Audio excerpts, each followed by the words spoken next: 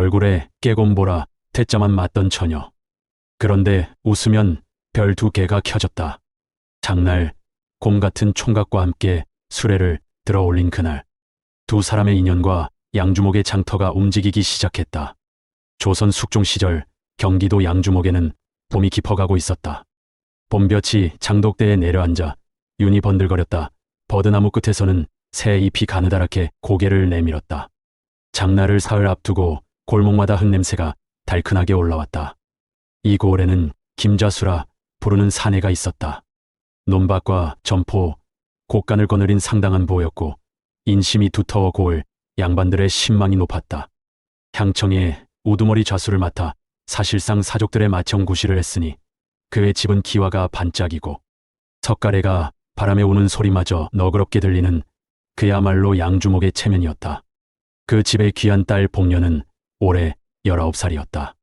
복녀는 장정만한 키에 도톰한 어깨, 기둥처럼 곧은 허리를 가졌고 보폭은 크되 걸음소리만은 가벼웠다.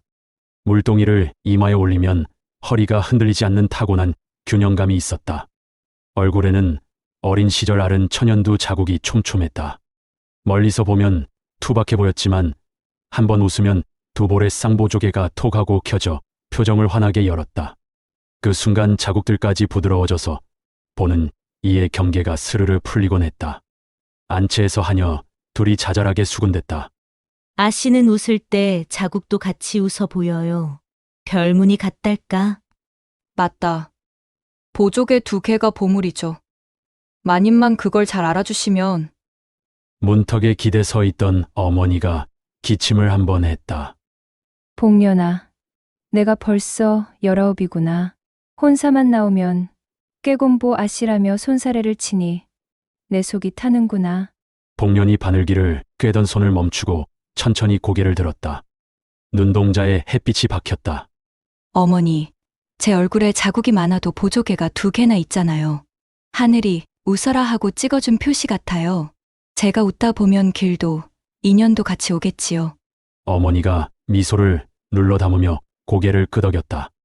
안방에만 틀어박혀서는 세상 공부가 안 된다. 장에 다녀오너라. 다만 예, 곱게, 아주 곱게요. 복년이 활짝 웃자 어머니의 굳은 입꼬리가 조금 풀렸다. 한편 양주목 동쪽 골목에는 기와 몇 장이 깨지고 담장에 퍼런 이끼가 자란 집이 있었다. 몰락한 양반가 윤생원 댁이었다.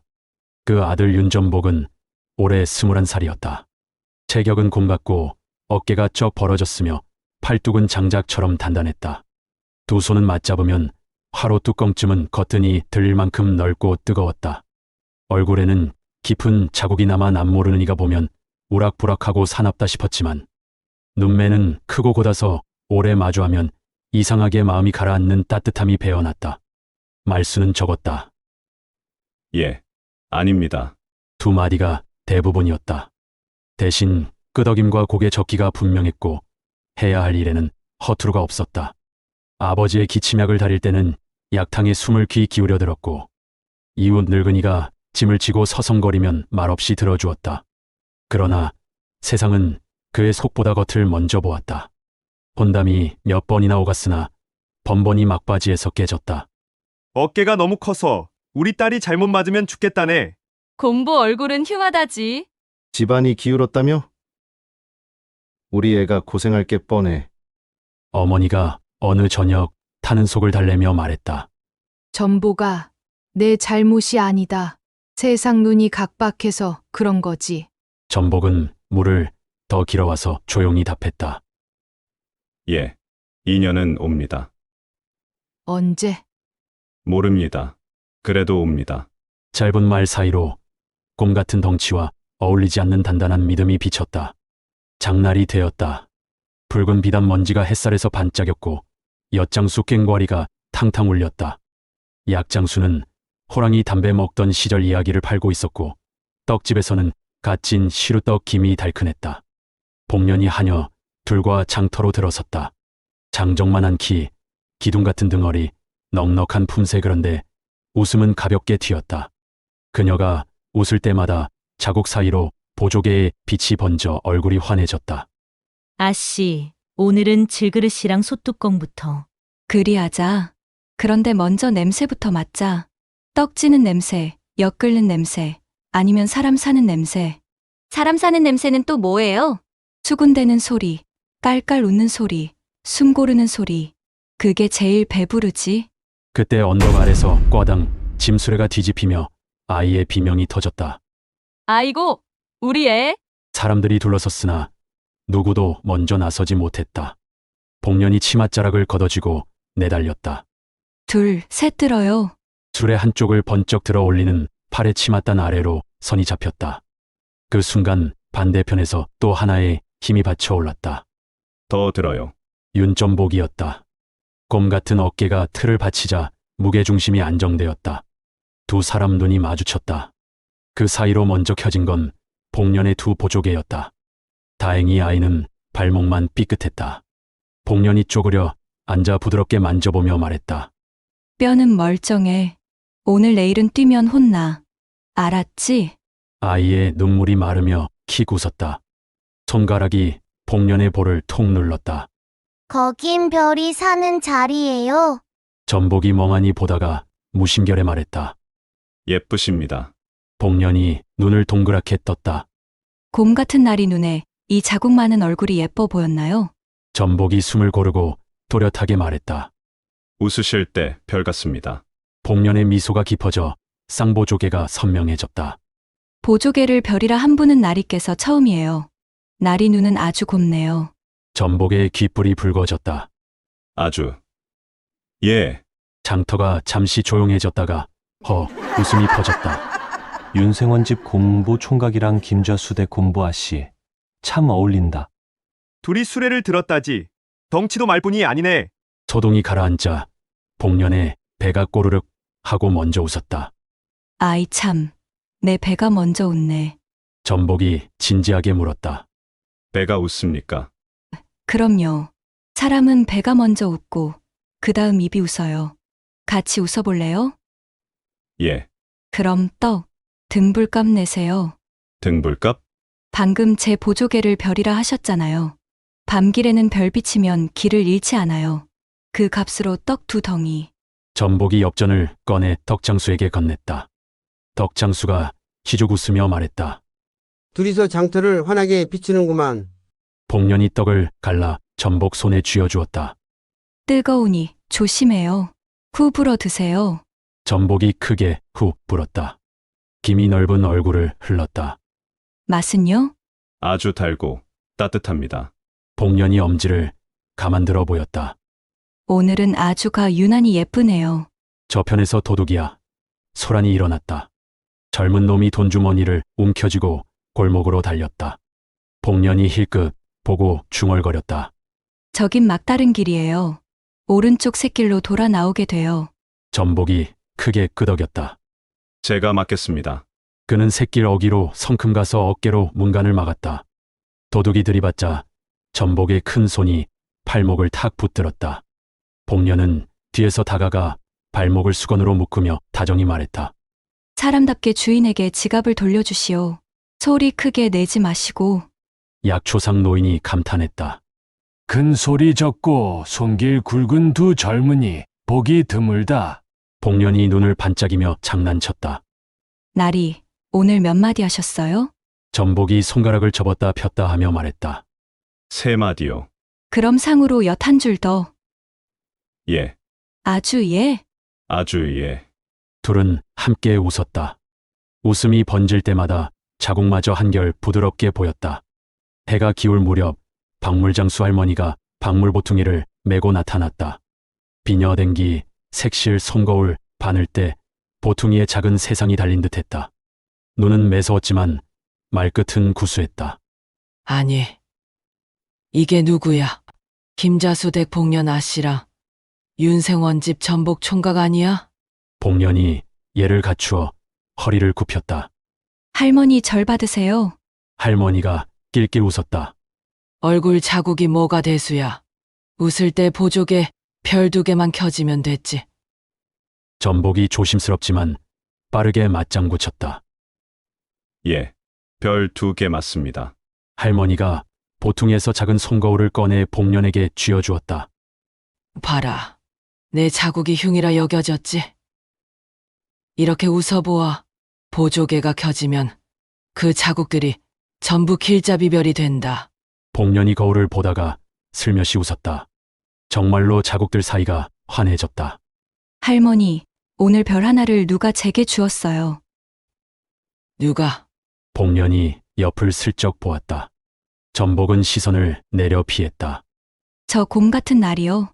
할머니가 허허 웃더니 눈을 반쯤 감았다. 그럼 내 할 일이 분명하구먼. 그날 밤 윤생원 댁 사랑채에서 약탕의 김이 부드럽게 올랐다 내렸다. 낮에 본 아씨가 그렇게 좋으냐? 전복이 짧지만 분명하게 답했다. 아주 좋습니다. 사람들이 내 우락부락한 인상을 보고 또 겁을 내거든. 막바지에서 깨질까 두렵다. 전복이 잠시 눈을 감았다 뜨며 낮게 말했다. 겉은 내가 바꿀 수 없습니다. 속은 오래 지키겠습니다. 어머니가 눈시울을 훔쳤다. 그럼 됐다. 속을 보는 사람을 만나면 인연이지. 한편 김좌수댁 안채에서도 대화가 오갔다. 어머니, 오늘 별 하나를 만났어요. 수레를 함께 들었고 제 보조개를 별이라 했어요. 어머니가 살짝 미간을 좁혔다. 사람들 말이 험하다. 그 총각 어깨가 지나치게 크다느니, 집안이 기울어 고생한다느니, 아버지께서도 좌수 노릇을 하시니 체면을 생각하신다. 복년이 잠깐 웃음을 거두었다가 다시 조용히 미소 지었다. 체면이 밥을 채워주지는 않잖아요. 전 밥과 웃음을 먼저 채우는 사람이 좋아요. 그분은 말은 적지만 제 말을 정직하게 받아들였어요. 그 시각 사랑방에서 김좌수가 담뱃대를 굴리고 있었다. 박물장수 할머니의 말을 듣고 천천히 고개를 끄덕였다. 겉을 보고 두려워하는 건 쉽고 속을 보고 믿어주는 건 어렵지. 체면보다 사람이 먼저. 우선 밥상부터 맞춰보자. 다음 날 이른 아침 박물장수 할머니가 윤생원 댁을 찾았다. 생원 영감, 만한일, 전복이, 눈빛이 달라졌어. 김자수 댁 복년 아씨, 아주 좋다 하더이다. 좌수댁이라니 우리가 감당이 되려나? 감당이 아니라 인연이요. 장터에서 둘이 술에 들어 아이를 살렸다지. 큰 덩치로 소리 적게 쓰는 법을 아는 사람들, 집을 다시 세울 손과 마음이 있어. 윤생원이 느리게 고개를 끄덕였다. 몰락했어도 곱게 서려는 마음은 있지. 인연이라면 반긴다. 그럼 내가 먼저 말기를 열겠소. 겉은 거칠어도 속이 곱다는 걸 좌수댁은 알아들을 것이요. 정오 무렵 할머니가 김좌수 댁 안채로 걸음을 옮겼다. 마님, 복년아씨, 혼사 얘기를 들고 왔지요. 어느 집? 윤생원 댁 윤전복 총각. 겉은 우락부락하고 자국이라 손가락질 받았으나 속은 후덕하고 의리가 두터운 사내요. 어제 장터에서 아씨와 뜻이 맞았다오. 복년이 수줍게 웃자 보조개의 빛이 또렷했다. 제가 등불값 내라 하자 말없이 떡 2덩이를 건네셨어요. 그런 분이에요. 어머니의 표정이 풀렸다. 체면은 줄이고 우선 밥상부터 맞춰봅시다. 할머니가 맞장구 쳤다. 예물은 가볍게, 인사는 무겁게. 그 아씨, 예물보다 곳간 열쇠를 소중히 여길 상이더이다. 복년이 장난스레 손을 들었다. 맞아요. 밥은 웃음부터 짓는 거니까요. 사흘이 지나 양가에서는 조심스럽게 혼담이 오가기 시작했다. 장터에는 말이 돌았다. 좌수댁 복년 아씨와 생원댁 총각이 인연된다네. 둘 다 덩치가 크고 마마자국이 많지만 근데 둘 다 잘 웃는 젊은이야. 자국 많으면 복이 많다더만 복점이지 뭐냐. 딴지 소리도 여전했다. 그 총각 어깨에 잘못 맞으면 딸이 죽는다더라. 가난한 집이라 고생만 할 거라네. 허나 들었냐? 둘이 술에 들어 아이 살렸다더라. 흉이라던 게 복으로 바뀌는 꼴 내가 보겠어. 그날 오후 두 사람은 다시 마주쳤다. 우연처럼 아니 누군가 일부러 시간을 맞춘 듯했다. 날이 오늘은 얘 말고 5마디 도전. 전복이 진지하게 고개를 끄덕였다. 해보겠습니다. 오, 한 마디, 두 마디. 복년이 웃다가 조금 진지해졌다. 나리는 제 자국 많은 얼굴, 흉이 아니라고 정말 생각하세요? 예. 왜요? 웃으실 때 보조개 2개가 켜집니다. 그때 제 눈에는 자국들이 별자리로 보입니다. 별은 길을 줍니다. 저는 길이 필요했습니다. 복년의 눈이 잠깐 흔들리더니 미소가 천천히 떠올랐다. 그 별을 어디에 두고 싶으세요? 전복이 눈을 낮췄다가 들었다. 집에. 제 집에. 바람이 지나갔다. 장터 소리가 멀어졌다가 다시 돌아왔다. 해가 서산으로 기울 무렵 할머니가 양가 사랑채를 오갔다. 날짜는 서두르지 말고 밥상부터. 예물은 가볍게, 인사는 무겁게 하세요. 김좌수와 윤생원이 마주 앉아 향연기 사이로 말을 차곡차곡 얹었다. 아이들 마음이 먼저요. 그래요. 아이들 마음이 먼저지요. 그래도 세상 말은 쉽게 잠들지 않았다. 맞으면 죽는다는 허튼 소리가 담장 너머를 스쳤고 가난에 고생한다는 헛기침이 골목을 맴돌았다. 그러나 그 밤 양주목의 봄밤은 유난히 고요했다. 복년은 대청 기둥의 기대에 하늘을 올려다보았다. 자국 가장자리마다 밤 공기가 스며들었고 두 볼에는 낮의 온기가 남아 있었다. 별들아, 오늘부터 집 길을 비춰줘. 멀리 우물가에서 전복도 우물 표면에 비친 자신의 우락부락한 얼굴을 잠깐 들여다보았다. 눈빛은 흔들림 없이 후덕했다. 아주 고맙다. 누가 누구에게 했는지 모를 그 말이 같은 공기 속에서 포개져 부드럽게 울렸다. 양주목의 봄밤이 느리게 깊어졌다. 혼담은 조용히 그러나 분명히 오갔다. 그리고 바람 끝에 얇게 실린 소문 하나. 올해는 흉년이라더라. 창고를 조금 더 묵히자. 복년은 언젠가 웃음이 시험대에 오르리라는 것을 알았다.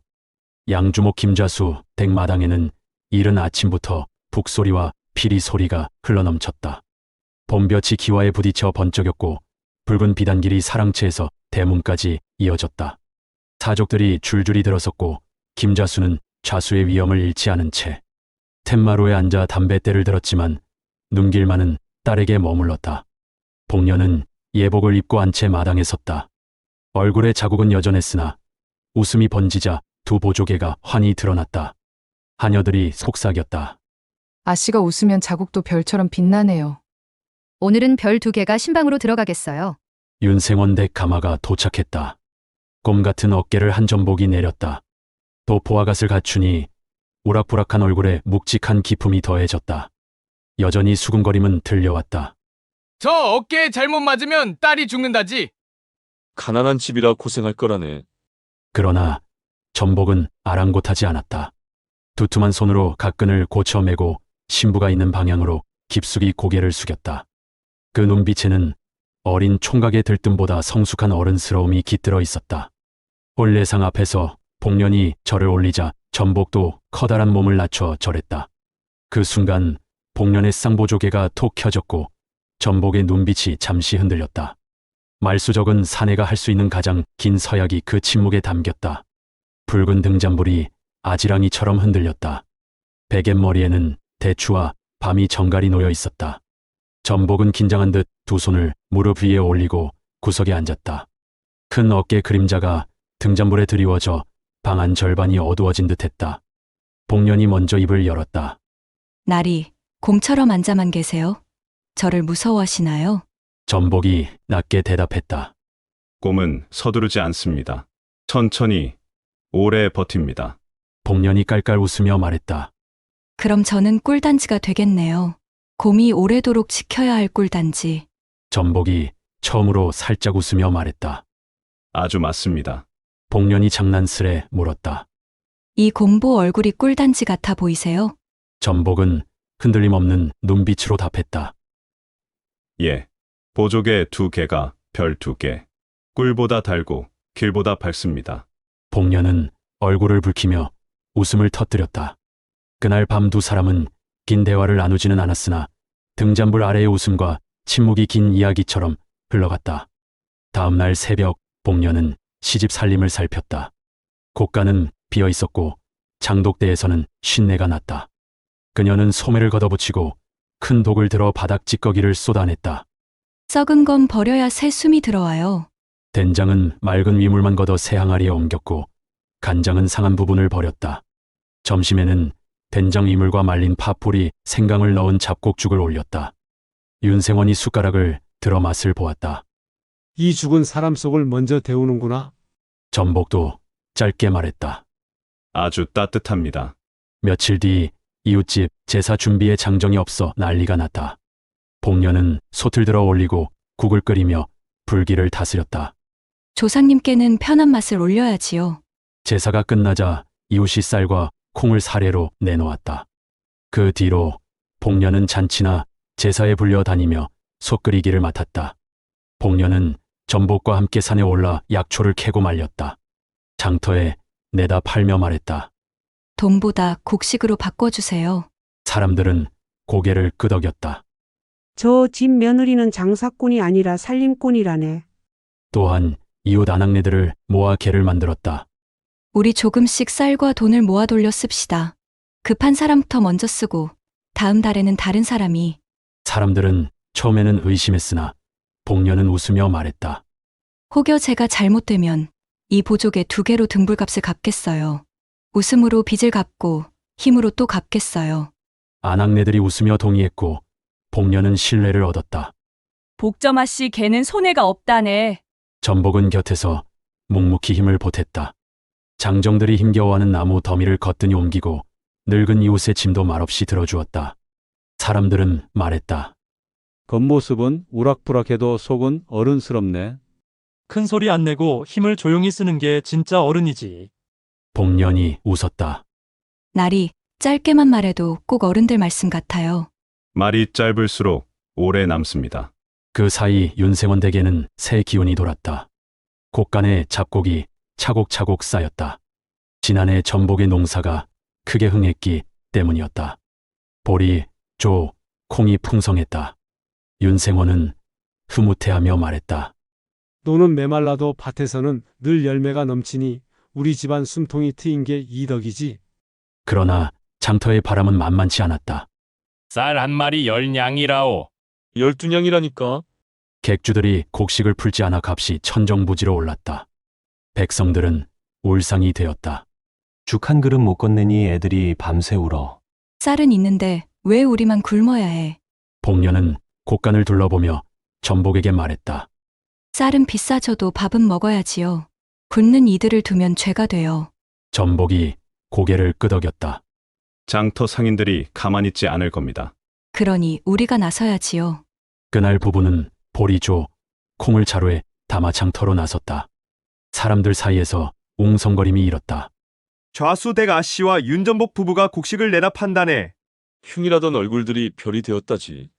복년이 상을 펴고 환히 웃으며 외쳤다. 쌀은 비싸도 밥은 먹어야지요. 오늘은 잡곡을 공정한 값으로 팝니다. 전복이 정직한 저울을 세우고 가격을 걸었다. 보리 한 말 2냥, 조 한 말 1냥 반, 콩 한 말 3냥. 누구든 직접 달아보십시오. 백성들이 달아보니 객주 저울보다 훨씬 넉넉했다.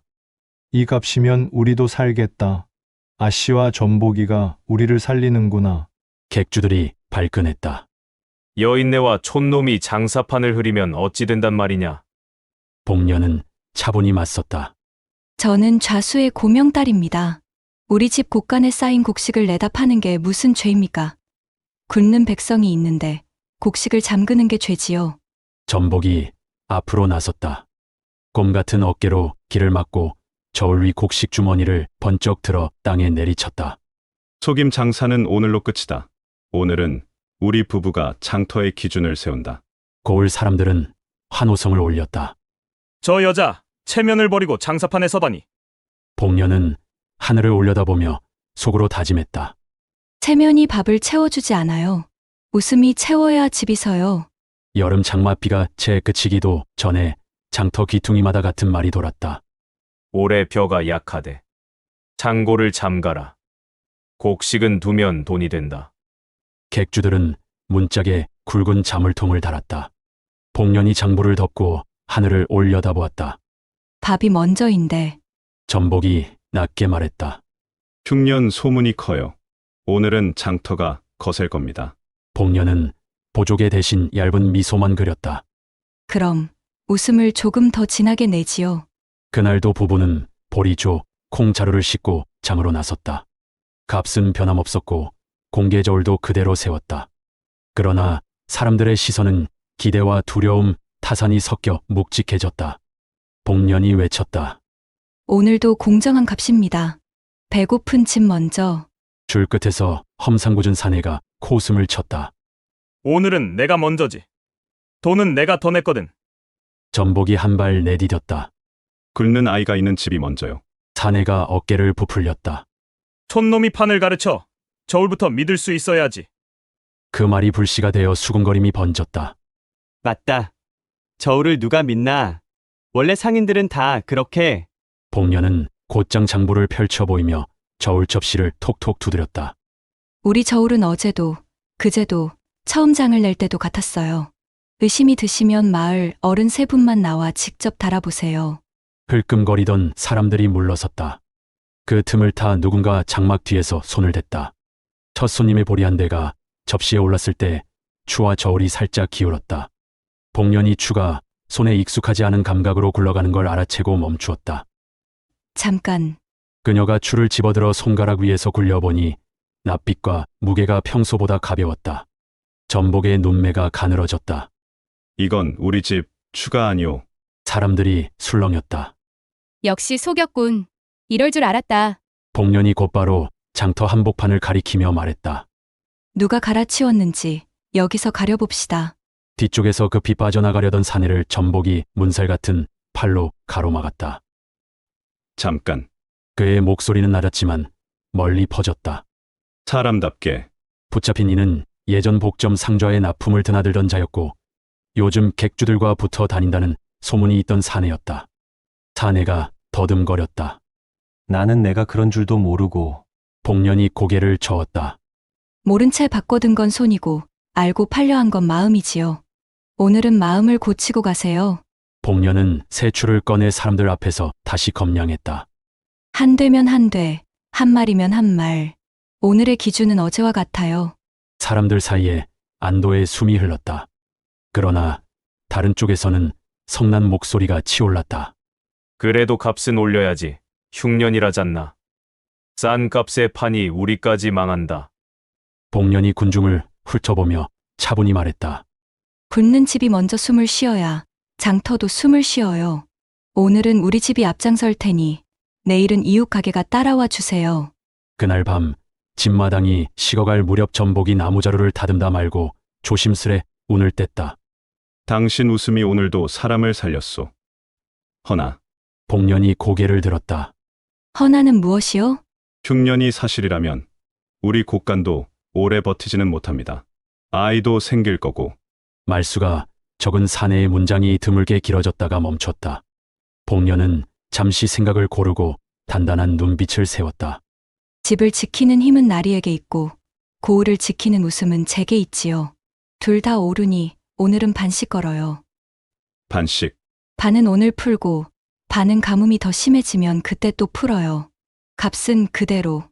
대신 장부를 활짝 열어요. 누구에게 얼마가 갔는지 모두가 보게요. 전복의 어깨가 천천히 내려앉았다. 좋소. 집은 내가 지키고 이웃은 당신이 지키시오. 아주. 다음 장날 복년은 상위에 장부를 세워 세 사람이 동시에 보게 펼쳐놓았다. 이 집 보리 한 돼, 값은 여기. 저 집 콩반 돼, 사정은 여기. 누구든 눈으로 확인하세요. 장부 옆에는 먹으로 굵게 쓴 글귀 하나가 붙었다. 밥은 숨김이 없을 때 짓기 쉽다. 사람들이 고개를 끄덕였다. 일부 객주들도 시선을 거두지 못했다. 그때 향청에 말이 들어갔다. 좌수댁 규수가 장사판에 서다니 체면이 말이 되는가. 촌놈 전복이까지 앞장서니 고을 꼴이 우스워. 좌수 김좌수가 담뱃대를 툭 쳤다. 웃음으로 집이 서고 밥으로 고을이 선다.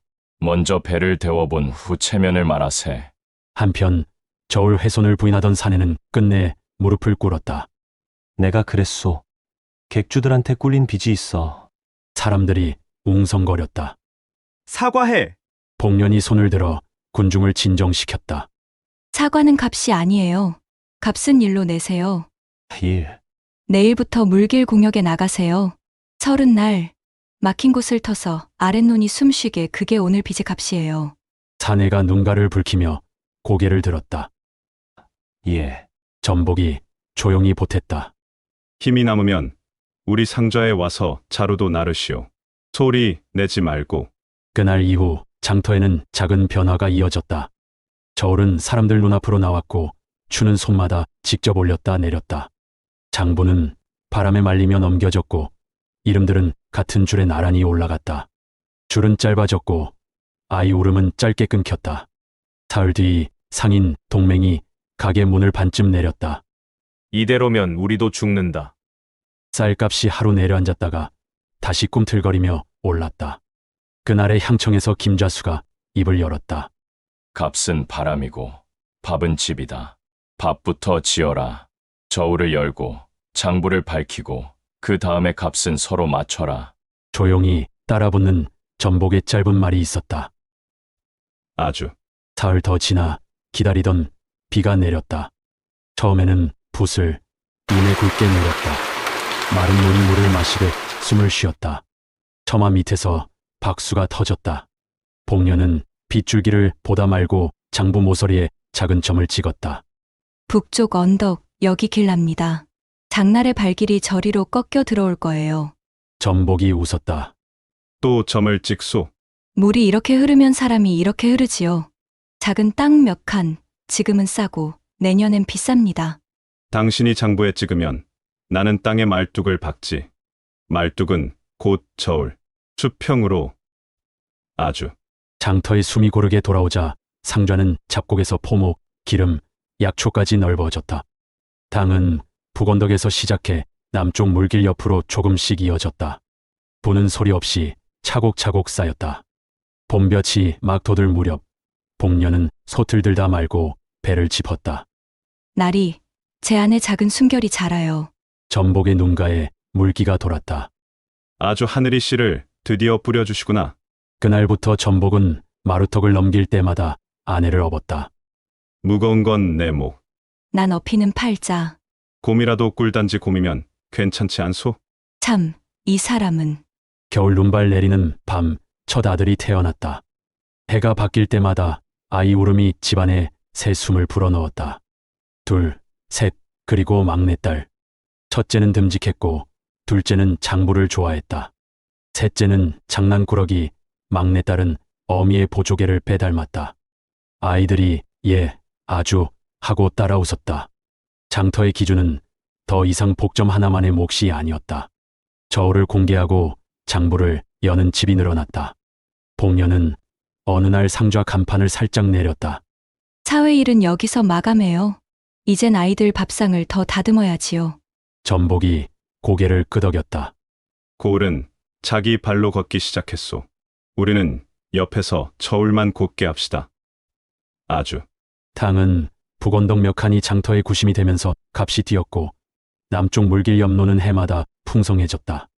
부가 쌓였으되 장부의 첫 장에는 여전한 글귀 하나가 남았다. 밥은 숨김이 없을 때 짓기 쉽다. 머리칼의 서리가 조금씩 내릴 무렵 손주들이 마당을 뛰어다녔다. 막내 손주가 저울에 올라타자 저울이 또가 기울었다가 스스로 수평을 찾았다. 복년의 보조개가 환히 켜졌다. 저울이 알아서 자리로 가는구나. 전복이 짧게 웃었다. 사람도 그렇소. 아주. 손주가 물었다. 할아버지, 아주가 뭐예요? 짧고 오래 가는 말. 할머니, 별 2개는요?